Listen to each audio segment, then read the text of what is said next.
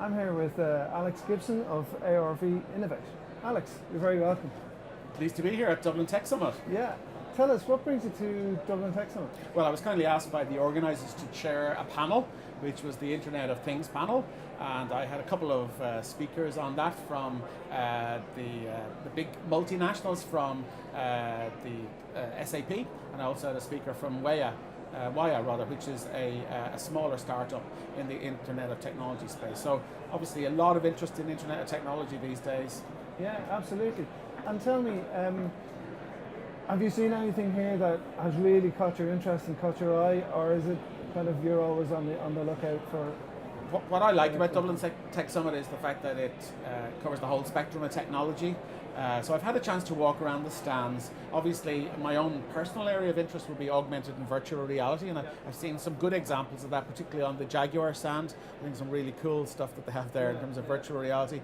I'm very interested in just seeing how much there's been an evolution even in the last 12 months, particularly around the area that I was a panel chair of Internet of Things. There's a lot of development happening, and what seems to be happening more and more is that the multinationals in Ireland are also interacting with the ecosystem.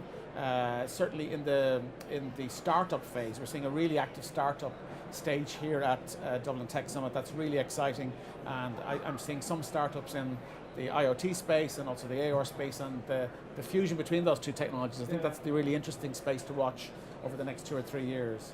So tell me this, if we have our startups now, and it's a $64 million question, take it on 5-10 years, where can VR go? Where can we expect to be, you know, in the VR of things in 5-10 years time? I've been making the case that in Ireland we're particularly well set to exploit the opportunities in the AR and VR market. Just an interesting statistic is that some of the projections I've seen show that between 2017 and 2021, a 4-year period, this market could grow by a multiple of 40. So we're talking about massive opportunity globally in the enterprise space. But I think from an Irish perspective, to answer your question, I think we're really well placed in Ireland in areas like gaming, entertainment, the film industry, where we have a big heritage. We've got the big players in Ireland such as Microsoft and Facebook, who have, you know, massive investment in the hardware side, but we also have a huge, rich storytelling heritage here. I think we can get a glimpse of it with companies like Immersive VR Education, based down in Waterford, which started as a very small company with a €1,000 loan from the founders Dave and Sandra Whelan. They've just raised over €6 million on the Irish Stock Exchange. I think they're poised for massive growth, exploiting virtual reality in the education area, around the idea again of storytelling. So I think there's a lot of opportunity for Ireland, and I see no reason why we can't have 1 or 2 global players over the next 5 to 10 years.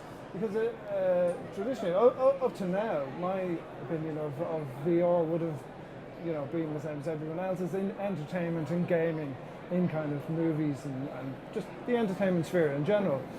Can you see VR, a VR product or a VR kind of future where news delivery is part of that whole sphere? Yeah, we've seen that to a degree.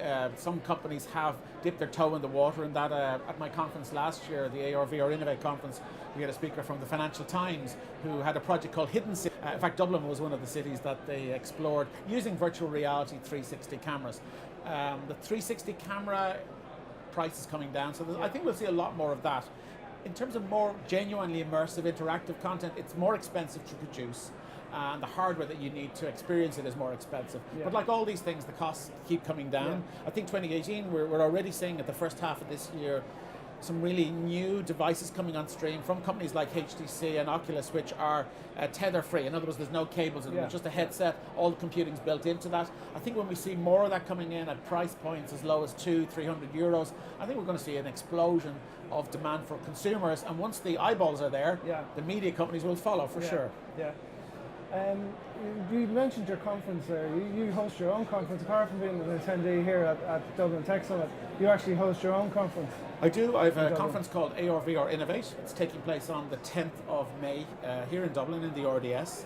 I started it in 2014, so we're now in the 5th year, and it's grown very strongly ever since. Some of the themes that you've mentioned, virtual reality, I've seen how, you know, it's grown. So a lot of the exhibitors this year will be using virtual reality with companies as a training tool, for example, and it's a massive opportunity there. We've seen the development of the AR space evolve as well, so lots of different wearable devices. And I've seen massive interest in the startup space as well. So this year, for the first time, we have a startup area within the conference, and we've also got a startup pitch competition. So I think Ireland's really well placed, and I hope that my conference is playing its part, giving a platform for Irish companies, but we also will have delegates from as far afield as Korea, the United States, China coming to attend and to speak at the conference as well. And tell me, just to take it back to graduates coming through and launching their own startups, is the talent pool in this country deep enough to actually fuel and bring through that next generation of people who will, Yeah, it's a good question. I think that the talent pool around the gaming space, and that's where VR, I suppose, had its initial boost, and there's still massive untapped opportunity. I think in Ireland we're very well placed in that space. There's a lot of very good programs, creative digital masters type programs, which we have in DIT and other institutes around the country. So I think that's strong, but I think we do need, even as the educators, need to themselves look at opportunities to recruit people using this technology outside the gaming and entertainment space. I think that's happening. Right. We're seeing the universities and the institutes of technology, some of them now developing their own AR and VR labs, and what they are seeing now is that the demand for their services is coming from enterprises, it's coming from companies who want to look at training opportunities, who want to look at using it in a marketing context and the like. So is government doing enough then to kind of create the atmosphere and the right environment to help you guys? I'd like to see more, of course. We'd all like to see more. I think that we've certainly seen, in terms of investment in some of the startup players in terms of AR and VR, that there has been support, and we've seen that in terms of a number of companies on for example, the high performance startups that Enterprise Ireland run. We're also seeing it in the New Frontiers program that they run. I, of course, would like to see more support. I think that in Ireland we have a big opportunity. At my conference we will have organisations from the UK, from Northern Ireland, who are supporting their businesses coming to the conference and exhibiting. So I'd like to see more, of course, as we all would. As we all would.